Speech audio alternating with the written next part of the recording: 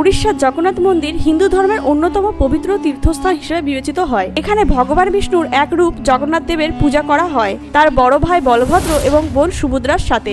মন্দিরের প্রধান ফটকে স্পষ্টভাবে লেখা আছে যে শুধুমাত্র হিন্দুরাই ভেতরে প্রবেশ করতে পারবেন। কিন্তু কেন?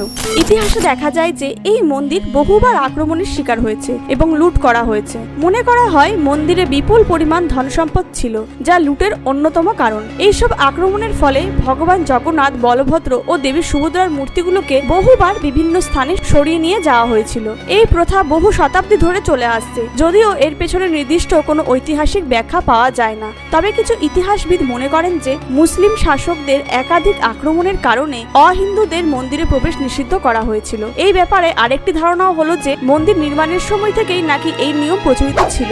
ভারতের বহু বিশিষ্ট ব্যক্তিত্ব যেমন রবীন্দ্রনাথ ঠাকুর, মহাত্মা গান্ধী, ডক্টর বি.আর. আম্বেদকর এবং ইন্দিরা গান্ধীকেও এই মন্দিরে প্রবেশের অনুমতি দেওয়া হয়নি। এতে আপনাদের কি মতামত কমেন্টে জানান। ভিডিওটি ভালো লাগলে একটি লাইক এবং চ্যানেলটিকে সাবস্ক্রাইব করতে ভুলবেন না।